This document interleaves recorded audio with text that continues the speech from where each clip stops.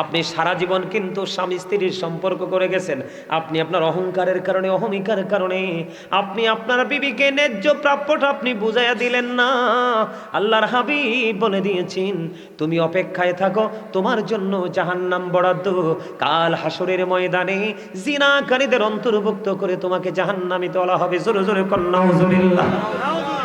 এখন বিবির মোহর মনে ভাবলেন, হুজুর আমি আমার বিবিকে সর্বোচ্চটা দিয়ে ভালোবাসি, কিন্তু সে তো আমার মাকে ভালোবাসে না, বা মায়ের সাথে কোনো ধরনের মিলমিশ হয় না, মাকে আপন করে নেয় না। সেই ক্ষেত্রে নবীজি বলেছেন, তুমি চেষ্টা করো তাকে ভালো করার জন্য। যদি সে ভালো না হয়, তাকে সসম্মানে কি করে দাও? বিদায় করে দাও,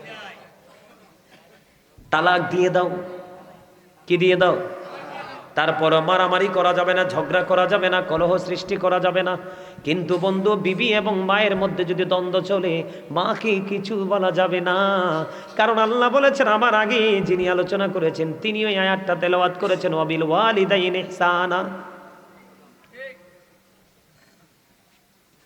কথা কি বুঝতে পারছেন আমার বন্ধুরে? আমাদের মধ্যে সমস্যার শেষ নাই। আমাদের যারা ম্যাক্সিমাম পুরুষরা কিন্তু বিবিকে মোহরানা দেয় না। অনেক ম্যাক্সিমাম পুরুষ তার বিবিকে মোহরানা দেয় না। আল্লাহর হাবিব বলে দিয়েছেন, কোন স্বামী যদি ক্ষমতা থাকার পরে, এবিলিটি থাকার পরে তার বিবিকে যদি মোহরানা না দিয়ে মারা যায়, আপনার আমার প্রাণের নবী জানিয়ে দিয়েছেন, ওই স্বামী ইন্তেকাল করার পরে তাকে কাল হাসরের দিন জিনাকারীদের অন্তর্ভুক্ত করিয়ে উঠানো হবে। আল্লাহু আকবার, নারে রিসালাত, ইয়া রাসূলুল্লাহ, হযরত মাওলানা গাজী সুলাইমান আল কাদরী সাহেব, জিন্দাবাদ জিন্দাবাদ। মারহাবা বলেন। আমার কথা আপনারা বুঝতে পারছেন নি?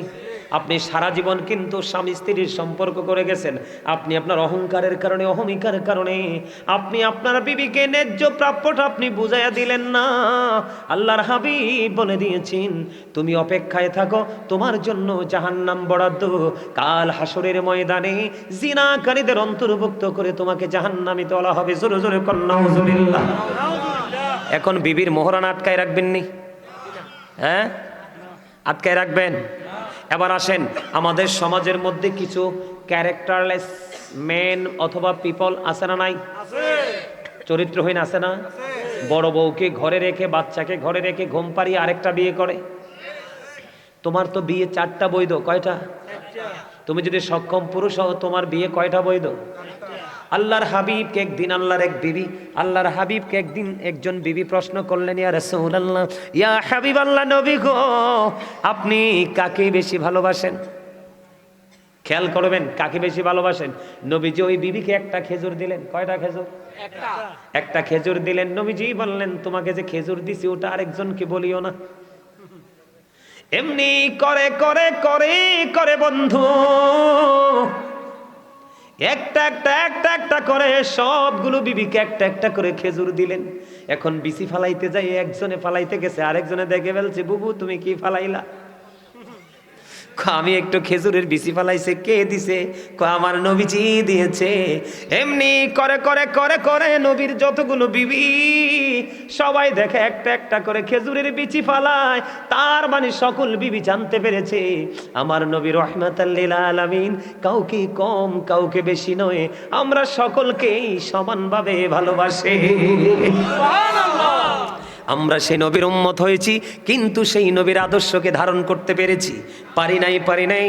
বন্ধুরে আমার, আমি আপনাদেরকে বলি, একজন বিবি কি করলো, একজন স্বামী কি করলো, বড় বউকে ফেলে ছোট বউকে বিয়ে করলো। এখন ছোটটারে বিয়ে করার পরে বড়টার কোনো খবর রাখে না, খোঁজ রাখে না। আছে না নাই? আপনাদের এই তেতুয়ারাতে আসেনি? আমার তেতুয়ারা তো আছে। এটা আবার কি কথা? হ্যাঁ, কত জঘন্য খবর দেখেন।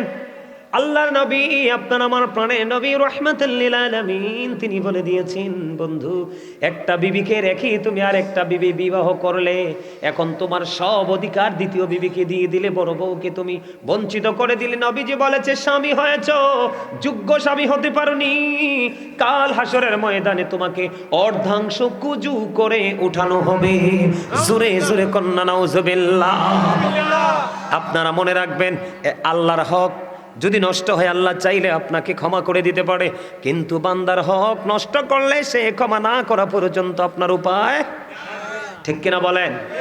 এখন দাম্পত্য জীবন সুখের করা লাগবে কি লাগবে না? এখন করতে হলে কি করতে হবে? ইসলামের আইন মানতে হবে। বন্ধুরে, আবার আমি একটু বিবিদের কাছে যাব, স্ত্রীদের কাছে যাব, কারণ এখন আমাদের সমাজ